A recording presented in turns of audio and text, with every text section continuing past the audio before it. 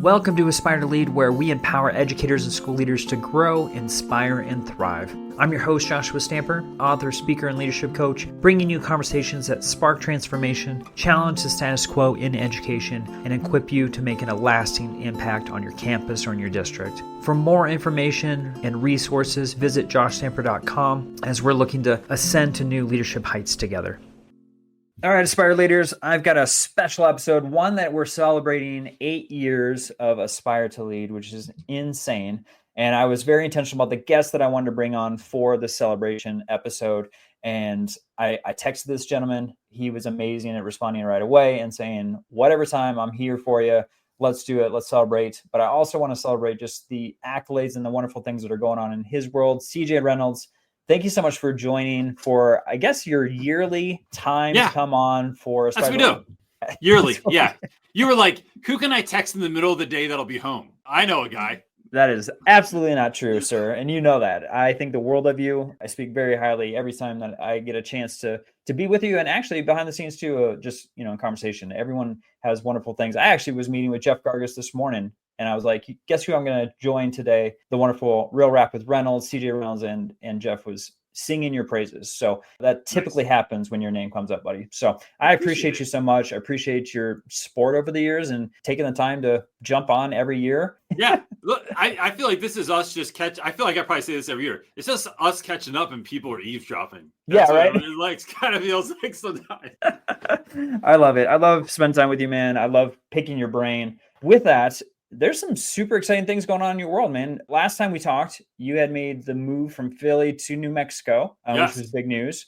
Obviously, there's a ton of things going on with like the family life and all, but I want to specifically talk about the new TV show that you're a part of, The Rules of Engagement. I've caught a couple things on that. It's engaging. I mean, there's no topic that's not on the table for folks. And I just appreciate just like the real raw emotions, passion, topics that are brought up, and love the fact that you're a part of this group.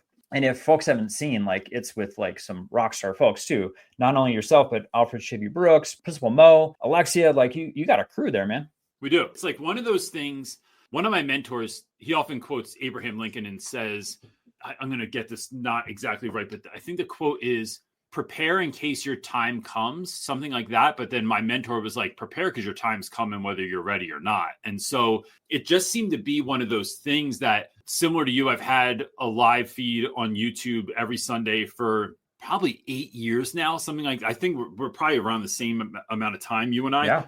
And so between doing that and doing YouTube and recording myself, and in the beginning of that, like anyone knows that has ever recorded themselves, you absolutely hate it. You don't want to listen to your voice. It's super awkward. But you do that for like literally thousands of times. Then this opportunity came up where they were looking for, they needed one more teacher. They had the three of them picked and they needed one more teacher. And Chivy threw my name out there and I got picked. So the idea is, it's 6-episode pilot. We're going to do a second season, but it's a 6-episode pilot. And then that's going to be pitched to different companies to see if it's actually really exciting, because there's already some of those talks happening right now. But like, where might this get picked up from? But the idea was, there are a lot of podcasts. There's a lot of YouTube channels. There's a lot of blogs, but no one has a show that's filmed in front of a studio audience that is for teachers by teachers. So everyone on there is an actual teacher that is doing this. The parent company is run by actual educators.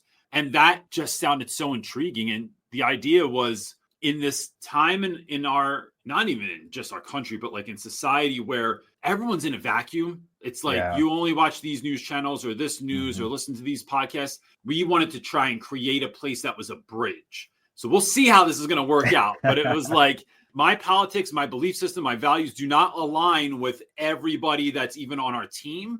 We're looking at that as a net positive of like, how can we have some of these difficult conversations and model what a difficult conversation looks like by doing this? And it has had an overwhelmingly positive response so far. So it's super awesome, sick. dude. People can watch it. It's right on YouTube. Just type in The Rules to Engagement. And well, CJ, I'll make sure the link goes right to the channel that you all have. Yeah, because I've watched on there, and I'm curious, like, from your own perspective, and obviously each of you probably has something in mind as far as like your hope for the impact that this show has on education and our educators that are viewing. Like for you specifically, what are you hoping comes out of the show? I think it's always this, it's the same thing as what I do on YouTube, right? Like Sure. I want to help as many children as possible be who God has called them to be. And the way I've found to do that the best is to help as many teachers as I can become the teachers that they're meant to be. And so when we can do that, when we can empower folks to feel they can tap deeply into their giftedness and then move forward confidently in doing the work they've been given to do, like that's my goal in life with the work that I do. And I think the rules of engagement is just an extension of that. And, the byproduct is I just get to, similar to things like this, right? Doing this sort of like extracurricular work allows you to just tap in with super cool people in ways that they don't always get tapped in with. So like when we had Tell Williams on the first episode, and he has like some bonkers number of followers online, and he goes around and does stand up everywhere. To be able to have like a real conversation with him, and not to dog his social persona at all, but like he's always on.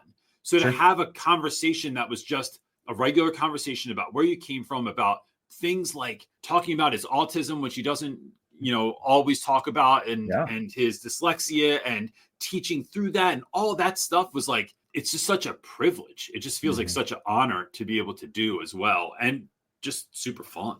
Well, buddy, I know you support so many educators in a lot of variety of ways. I keep up with your social media. You're in my algorithm constantly, probably because I engage with it because it's awesome. It's wonderful. But I saw a post that you had, and I thought this is timely, of course, which was probably intentional, which was the end of the year burnout that folks are feeling. Yeah. I know, you talk to a lot of folks. I've talked to a lot of teachers, and I mean, it's real. They're feeling it right now for those who are still in session. So you had a beautiful post about strategies that can help educators, teachers, and what they can implement during this high stress time. So not that you have to go through all 5 ways, but what comes to mind for you as far as those folks that are still in session? I think so. At this point, it's basically like trying to get through the year the best that you can without like losing all your hair. And if you've already lost your hair, I mean, there's probably some ideas there as well. But to me, it's starting before the burnout happens. But I can also speak to like if you're in the middle of it right now. One of the things I started doing a couple of years ago was I had a mentor who taught me this system of like create your value system. So like what are the number, top 7, 8, 9, 10 things that you value in your life. And so if I remember mine off the top of my head correctly, it is like, so for me, it's God first. Connection there has to trump everything else. Otherwise nothing else really works as well. So it's God, and then it's me. And the interesting thing about that is then it's my wife and then my kids. I have to be first, because if I'm not operating well, I can't be a good dad. I can't be a good husband.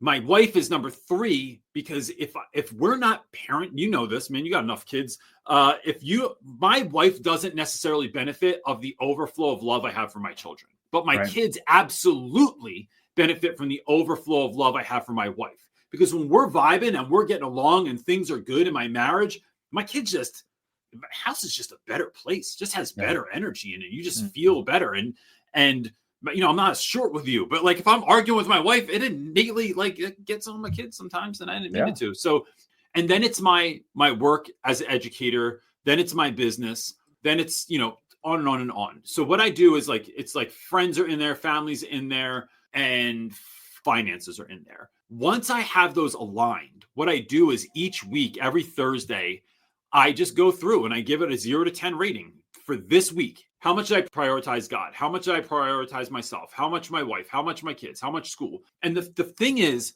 so many folks talk about this idea of work-life balance, which I think is really a myth. Because to me, all those values are like plates spinning. And if you have plates spinning, that I've never actually spun a plate, but in theory, we're going with this, right? So I have all these plates spinning.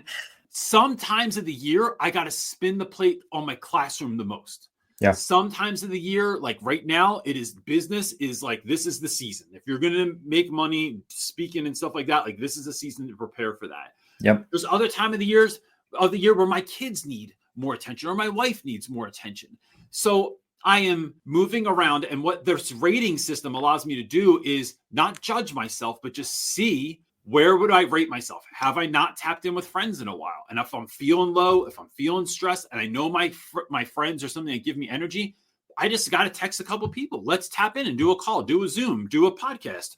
And that allows me to do that. Maybe I haven't seen my kids as much lately. Can I do that? So that's one thing, is this sort of system reading for me. That the other thing that allows me to do is track. It tracks me what I'm doing, and it stops me from making up stories in my head of like, I never hang out with my wife. I never see my friends anymore. It's like, bro, last week you just did it, gave it 8 out of 10. And I have a tendency to go a little exaggerated like that. And so that's For sure. just one thing. But aside from that, Josh, real quick, I would say in the summer, it's really figuring out a way that your summer can be rejuvenating to you. So identify things that give you energy, and then do those things. Because to me, one of the ways I was taught was that the order of operations here is be, do, have. You have to be someone so that you can do something, so you can have something else. You can't have peace in your life, peace in your classroom, a great relationship with your spouse or with your kids without you becoming the person that can do that work. So it's really focusing on you a lot this summer and rejuvenating you so that you can show up next year and not have the year kick your butt. Like, you can show up and really show up as the best version of yourself. Yeah. And I want to touch on that more. But before we do that, you had said at the beginning of this answer in regards to, well, there's signs that educators can look for prior to actually feeling burnout. So what signs should educators look for that are maybe indicators that they're preparing for a really tough time with their mental health and essentially burning out in their role? Yeah. So look, I would say, dude, I'll tell you, one of the things I did this last 6 months to a year changed my life, like unbelievably. Probably the number one thing that's changed my life is I went and got blood work done, but not from my doctor. I went to a functional medicine person, like basically like a nutritionalist. So your typical doctor takes like this much blood. Yeah. This guy, I really thought he might be a vampire. He took so much blood. I was like, can I drive home? Like, this seems like an enormous amount. I didn't know there's not much in there. So you stayed overnight due to the I'm just like, dude, can I drink all the orange juice now? What's happening? So this allowed me to see things that were markers that I didn't even notice, because I'm used to being high energy. I'm used to just being tired every night before I go to bed because I wear myself out every day. But this gave me a lot of markers. So it was like, what the other thing about that, Josh, is wasn't based on my feelings. It wasn't how do I feel about my hormone levels and my cortisol levels and all this stuff. It was just there, black and white. So that's one thing I think folks can do is like, go get your blood, especially those of us of a certain age, in those mid to top 40s. 40, yeah. And everything changes and your pants don't grow with you anymore. And you're like, I'll get back to it. But getting that blood work done changed everything. And then I think I noticed things in myself where like, I'm quicker to anger. I'm quicker to just get frustrated about stuff that I know is dumb. Like, even when I'm mad, I'm like, this is so dumb. I don't even know why I'm upset about this. I think it's things like how tired I am. Am I not just tired because I didn't get enough sleep, but you feel like so tired. Kind of like, this feeling when you have a newborn child that's not sleeping through the night yet, and you feel that kind of weariness that is like you're carrying weight. That kind of tired, you really need to kind of look at your life. And I think if you're rating those values in your life, if it looks out of balance, if you're spending so much time at school, but it's not getting you anywhere, that you don't feel better. Like I love being at school. I love being in a classroom, but there's times in my life when I just can't, like I have other priorities. So I think it's those two things to me. It's your tiredness and your general attitude. Are you yelling at people when you're driving more than usual? Maybe, take a breath and for sure call a friend. Well, I got another option for folks, because obviously with educators, and leaders, for those who are listening, there's a ton of deadlines, meetings, nonstop energy demands with crucial conversations that we got to have with parents, with staff, with kids. And so what I started to do was I started to, do all the things that you're talking about. I'm past 40. I'm a parent. I got a million things going on.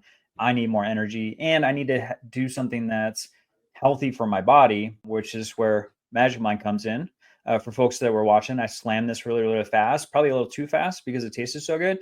But Magic Mind is a small and mighty productive drink that's got a ton of natural ingredients for you.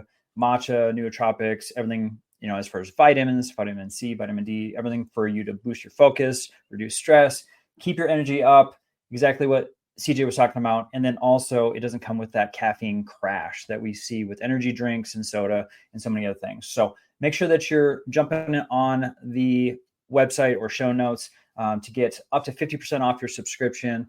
Visit magicmind.com/ATLLT20. I know that's a mouthful, but I'll make the link easy for you. And then make sure you're using that code for the checkout. I've been using Magic Mind for years, literally years. They've been wonderful. And I have the monthly subscription. So it comes right to my door. I get a full month supply, and I make sure that I take it every single day. So that way I'm prepared to have awesome conversations with wonderful guests like CJ, but then also, doing writing sessions for books, blogs, leading workshops with school districts, whatever I'm doing, I make sure that I have one of these on me, even on the road. So it helps me flow longer as far as my process of thinking when I'm presenting, handling stressful moments, and making sure that I have clarity in everything that I'm doing. So I love this drink. Hopefully you take advantage of this wonderful deal for my Aspire leaders and jump on that link and make sure that you're getting the savings so that you have an awesome shot that sharpens your mind, lowers your stress, and calms your energy. All right, buddy. You had talked about summertime things that folks can do, because some folks that are listening right now, they're on summer break. Unless you're in like New York or Canada who are still in session, a lot of folks are starting to think about vacation or getting out to do some fun things. Obviously, we were talking about like mental health, but preparing over the summer, what are some things that you can think of that's going to help them feel like they're rested and ready to go for the upcoming year? Well, so speaking of Magic Mind, right? So I've had that product before. And one of the things I like about it is, and I'm not sponsored by them. So it's no nonsense. There's I am at 48. I am the healthiest by my testing. I can see I'm the healthiest and possibly the strongest I've ever been in my life. Right. And so you look healthy, man. I was going to say that earlier. I feel unbelievable. Right. Yeah. But one of the things I had to do in the last year, and that's really, I've started years ago, but really the last year I've dialed this in, and that was figuring out, and that's what I think folks should do. What makes you feel great? Yeah. And when you feel great, you can just do more stuff. Your head is clear. You're doing better things in life. You're feeling fulfilled. And so I realized that not all the things that make me feel great are great to do. Some of them suck. So working out. It is one of them. Not eating refined sugars is another. Yeah. Making sure I get minimum amount of sleep. Making sure that I get up early. If I sleep in late, I always it feels like a good idea in the moment. And then I just feel like I'm behind for the rest of the day. Sure. Hanging out with my kids, right? I have a 17-year-old and a 15-year-old, and we still get along. It's remarkably surprising because I just didn't feel like I got along with my parents when I was their age. But I like hanging out with them, man. I know that I like hang out with friends. So one of the things I do is I habit track. And this is what I suggest people do, right? I do a lot of tracking in my life, clearly, but in this habit tracker app, and in there, it's just red and green little dots. And every day that I get up before the sun, I just click green. That's it. Every day that I work out, and my minimum workout is it's totally doable, right? It's I make the threshold so low that it's basically go to the gym, put your clothes on, scan in at the gym, and then do something. And then you can leave if you want, but now you're already here. And we all know that the trip to the gym is the hardest. It's the hardest thing, right? It's so just tracking those things, it keeps you accountable. And I'll tell you what, man, my son and I have not missed a workout in well over 2 years now, right? 3 times. We work out 5 times a week, have not missed a single workout. But at this point, it's because, dude, I can't, if I have to hit that red button, I think I'll lose my mind. My head will just fall off. It's that tracking. And even this podcast, it's been going on for 8 years, haven't missed a week. you can't miss a week now. It's like, what does that It's say ingrained about in me, man. I can't. Yeah. It's just, becomes but part that of your goes with rhythm. the healthy habits. Yes. So it's really identifying that stuff to do that. How do you combat that stuff even in your own life now? Like what are one of your go-tos to try and find some of that balance in the summer, that rejuvenation?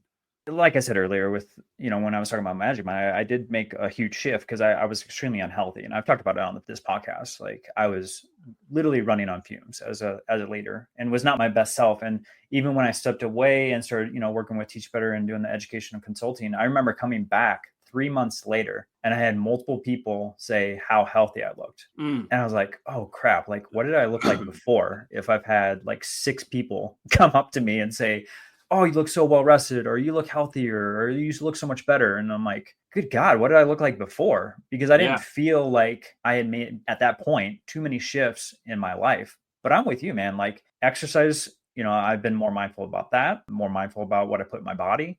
But I'm also more in tune with like my mental health. Like when I start going on a spiral stuff, like I go see a psychiatrist, like I go see a person or a counselor, or whatever you want to call them, like to help me through some of that stuff. And so I know that's faux pas for some people, like, oh, that's a dirty word. I don't want to go see that. But like, I do think we need to speak about some of that too, of making sure that, you go tap in with friends and have those conversations, or go speak with family. But I think it's healthy to go see a professional too, and work out some of that stuff. And for me, like making a shift from going and working in a school to now being the main person at home, that was not an easy transition for me. And so I needed to work some stuff out with someone. So I think all those things were things that I feel healthier now, both mentally and physically. But that was because I was very in tune with like trying to build those healthy habits. And so that's what I've been working with educators more so. And that wasn't the direction I was thinking of, but like the keynote that most people want are like healthy habits for educational leaders, because we take terrible care of ourselves. And then what happens is, like you talk about, those signs of burnout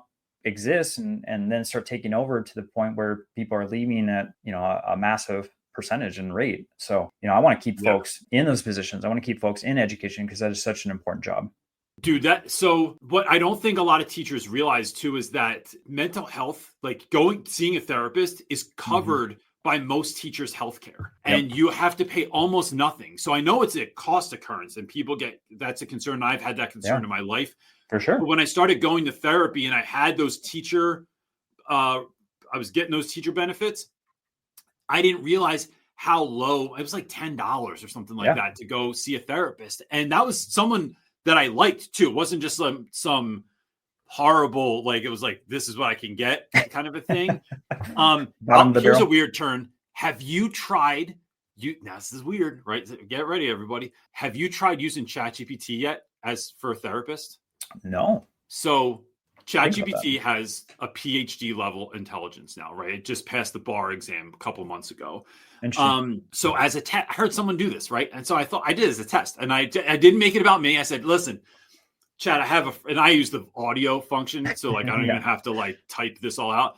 I have a friend that's going through this particular situation and I want to give him some advice. What should I do? Right. So I'm not even telling it. It's about me first. Sure. And it knows. Dude, it's such good advice. I was like, I had to come in and like read it to my wife. I was like, listen, first of all, this is about you. But I ran this through chat and this is what came back. Dude, it is fascinating how much. I'm gonna have to play with it. Yeah, it's something. It feels a little weird at first, but sure. I pretend I'm telling C3PO, and then I feel a little bit better about it. So hey, if that's your lens for everything, I think it'll make your mental health better in itself. All right, I love this, buddy. So let's transition a little bit, because obviously you're supporting folks all over, and I'd love to make sure that we're telling everyone like what you do. I know one of the topics is supporting teachers and students with SEL. And right now, folks are getting ready. I know this sounds crazy because we haven't even hit summer, but they're preparing for next year. And so, in regards to this topic, like, what are you doing to help integrate social emotional learning for schools, teachers, leaders, obviously to impact students? So it's so funny, dude. Like I had a speaking engagement lined up for a college, and it got switched out. I got taken off. They had to like renege my contract because they are no longer allowed to speak about that. Like that language wasn't allowed to be used anymore Was that a under the current state thing? administration. No, it was like under the current administration. It was like anything Okay. that had to do with like diversity, equity, and inclusion, which I think folks pigeonhole that too many times, and they think they know what that means, but it's like, bro, like, so we're not talking about students with special needs or kids with learning disabilities or differences. Like we think we know what we're talking about when we say that, but it's this expansive thing. And I couldn't do it anymore. They were like, and it was hard for them to tell me, and it was hard for me to hear, but sure. So I think it's more important than ever. But again, it goes back to this idea of like the be do have idea. If kids can't have their basic needs met, then they can't show up and do the work, and then they can't have the life that they dream of living. And you know, I talked to this young man recently who I had a student. I won't use his name. So if you're listening to this, because he checks out my stuff and things that I'm on, I won't use your name, but he told me I can tell his story. Sure. About 2 months ago, I get hit up by this dude who I honestly don't remember from the top of my head, right? He hits me up through my website and says, "Hey, Mr. Reynolds, we used to have these really great conversations when I was in your class. I'd love to follow up with you and just kind of tell you how my life is going." And so I thought about it. I was like, "Oh yeah. I know who this is." I don't remember having important conversations though. Like I don't remember these conversations that you're referring to. So we jump on a phone call and he says, when I was in 9th and 10th grade, because he had had my class twice, I taught him 9th and 10th grade. I used to come in all the time in the morning and after school, and we'd have these really deep, great conversations about books and film and all kinds of stuff, music. And Josh, I'm sitting there thinking like, dude, I don't remember any of this. But he told me that he said, what you wouldn't know back then, and now he's like living this incredible life. Like he just got back, he taught himself Japanese. He went to Japan and was training in some form of martial arts and like sword fighting in the country where only everyone speaks Japanese. No one spoke English. There's this whole amazing story. Wow. But he said, what you wouldn't know is that 9th grade year, I was living with my mom because my parents had split up sometime before, and my dad physically abused me relentlessly every day. Like I just got like the crap kicked out of me every day. And when I would stay at his house, I had an older cousin who would sexually molest me like regularly in that time. Wow. So instead I chose to stay with my mom, but my mom was homeless for 2 years. So in 9th and 10th grade, when I would show up early and stay late, it's because we were living in my mom's car. And it was either be in the car with her or come to school. So although he had horrible grades, he was always like the first dude in school and the last guy to leave every single day. Right. He said, Mr. Reynolds, at least on 5 different occasions that I can remember specifically, although I know the number is much higher than that, 5 specific dates I remember I was going to just end my life. I couldn't take this anymore. Like my life was just too hard. Everything sucked. I didn't see any hope. And on all 5 of those occasions, I was walking down the hallway from the 3rd floor for my locker, heading towards the door. And I thought, let me just go see if Mr. Reynolds is in there real quick, because maybe I could just hang out in there for a little bit and I'll feel better. He goes, and every time you were just in there, like hanging with other students, doing work, grading stuff. And we would talk, or you would give me things to grade, or I'd clean your board or whatever. We just hang out. And all of those times, I just changed my perspective. And I didn't want to do that to myself anymore. And Josh, when I tell you that, like, one, it really made me feel guilty that I don't remember these conversations. I've had those kinds of conversations with hundreds of students over the years. I don't remember these, but in that, it really reminded me of how important, like when we're talking about SEL, just showing up is. Like just being a presence for young people, being a safe space without all the connotations of like when people hear safe space and they're like, oh, that's like, this is DEI. And it's like, bro, I'm just talking about having a classroom where kids can come and chill and be themselves and talk to you and ask you real life questions. The end. And then being present for that. Like, don't do something else and you're talking to them. Like, just sit there and give kids what we call the present of your presence. And how that literally, sometimes unbeknownst to you for 10 years, I didn't talk to that kid in like 8 to 10 years. Yeah. There are kids who are being affected by you just showing up. Whether that's you're in the hallway, you're at drop off and pick off, saying hi to parents and saying hello to kids, sitting in the lunchroom with kids, having kids in your room for lunch, running after school programs or clubs, and just showing up and being there is so important. And that's one of the biggest things, because anybody can do that. You don't have to be trained. You don't have to show up and taught like, hey, look at a kid and pay attention. Like, pretty straightforward. But I think that I've seen time and time again has had the biggest impact on kids, is like just showing up and being interested in them. Yeah. Yeah. The strategies don't have to be complex. I mean, that's essentially what this book is all about.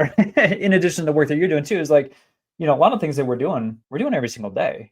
And a lot of times we don't even know we're doing it. Like you're saying, I can think of countless times of a conversation I didn't think was very impactful as an administrator with a kid I didn't really have a relationship with, because it was like the first time I actually had a talk with them.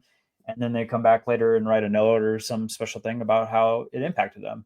Yeah. I would have never known that unless I got that feedback. But, we make thousands of decisions, but we also have thousands of conversations with so many students every single day. And just showing up, like you said, is a huge part of that. And it doesn't matter what you call it. It can be social emotional learning. It can be another term. I know restorative practices too can't be used in certain states. So like, I don't care what the term is, but the strategies need to still exist, and that culture needs to be there to make sure that you're prioritizing the students and their needs. And you have to understand that there's a lot of kids out there that are coming to school and learning is not the top priority. It's surviving.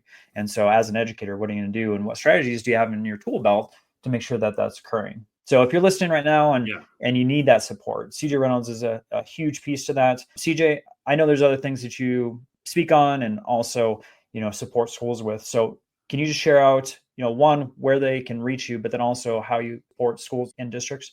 Yeah. So it's, you can reach me at my website, which hopefully is working right now. It's teachyourclassoff.com. And if my website's not working for some reason, you can just hit me up at hello@teachyourclassoff.com.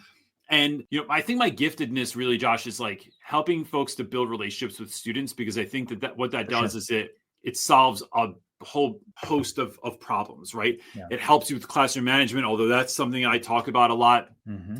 Reigniting your joy in teaching. Yeah. This should be fun, gang. This job should be fun. And there's ways, even if you are at a school that struggles with that you can still do that. Whether that's surrounding yourself with good people. Yeah, there's a whole resource that I haven't even talked about yet that we have talked about in previous episodes, but it's available now on Amazon or at teachyourclassoff.com. So, but it's really trying to I create YouTube videos. We're at almost 1,000 YouTube videos at this point over the years. And we run a Sunday night teacher talk for teachers that need help. And there's a book, and I speak at schools, and I do rules to engagement and one-on-one mentoring with teachers. It's really showing up with what do folks need. And anytime someone emails me and goes, do you do this? I go, yeah, I do that. If that's I'll meet you where you are. I'm not trying to recreate the wheel here. No. So yeah. Well, you're accessible, but then you're also very intentional about, like you said, making sure that you have an answer to a problem. And I've seen it firsthand. And so when I tell you all to reach out to CJ, I mean it, because I've seen him speak. I've seen him engage with folks and educators, and he does show up every single day. And I've read his book. It's phenomenal. Make sure you go out and grab it if you don't have it. I think it's timeless. It doesn't matter where you're at in education. CJ is wonderful about building relationships. And if you don't believe me, jump on his YouTube. He's got plenty of videos and students that can endorse everything that he's done, because he's walking the walk, or has walked the walk in the classroom in a very tough school. I mentioned earlier that CJ's been on the podcast before. Please go back and listen to those. So they're impactful. He's got some phenomenal strategies that he's used in the classroom that I support 100%. I know they work and will work for you. So if you're looking to enhance yourself for the summer and get energized for the next year, make sure you go back to those episodes, because I know there's a ton of impactful pieces there that you can use right away. CJ, is there any other things coming up in your world that you want to highlight before we end our conversation? Just summer, man. I mean, I'm used to being we're still in school until the latter end of June. And now in New Mexico, it's We've been on summer break for a week. This is the craziest thing. And it's already hot here. Like, it's like I have pictures of my family in New Jersey. There's still days where they have like sweaters on. I'm like, it's 98 degrees today. That's what I'm wearing right now, buddy. It's like, it's cold. You gotta come up north just a little bit and see the mountains. Where are you? Like, whereabouts in, like, what are you near? Colorado Springs. Oh, all right. Yeah. I was just, I'm in the airport there a lot. So like when I go to California for rules of engagement, I fly through Colorado. So yeah, I'll wave next time. I'll just give you a little high five in the air. Yeah. I'll look for your family school bus that you have to drive all the children around in. Yeah. I have a small fleet here, so you'll notice this. But I love it, man. Yeah. This summer, it's just like getting speaking gigs, putting out tons of content for teachers, putting out resources for teachers, trying to show up in the time of the year. Yeah. Because you record in California, correct? Yeah. Record in LA, which is really fun. And it's cool. Like, that whole experience, bro. Like it is something else. And to have a live studio audience there as well is super fun. Yeah. And I feel like, I don't know. Made it, CJ. I'm on a TV show. It's wild. Next is the Hollywood star and putting your handprints. Look, I might make my own. You know what I mean? I'll just like find some new concrete. It might just be me etching it in there. Well, I'll be in California here in a couple months. I got a couple conferences I'm speaking at, so I can't wait to be in my old state and be in Anaheim for a couple of conferences. So that'll be fun. Nice. Love that state. Yeah, man. I'm going to make sure that in the show notes, we've got everything as far as your website, email, YouTube, everything that you have going on for folks to check out, especially the new TV show. And then, make sure that you're reaching out to CJ. He's phenomenal, especially as you're looking for PD for the upcoming school year. Like CJ said, he is just a wealth of information, a lot of different topics. So if there's something that you think that he can support you in, make sure that you're meeting with him and figuring that out. And then, buddy, I'm so excited for you. I'm so proud of the work that you're doing. I know that you're a phenomenal human being as a person. Like, to see the success that you have, I don't think there's anyone that I feel more so deserves it because of the work that you put in. And I'm just honored that you continue to come back on Aspire to Lead for our yearly episode and for the celebration of 8 years, man, for both your YouTube and then also my show. I'm honored that you would come on here once again. So thank you. Thanks, man. I appreciate it. Hey, if I don't see you before then, I'll see you next year. For sure. Awesome. This podcast is a proud member of the Teach Better Podcast Network. Better today, better tomorrow, and the podcast to get you there. Explore more podcasts at www.teachbetterpodcastnetwork.com. We'll see you on the next episode.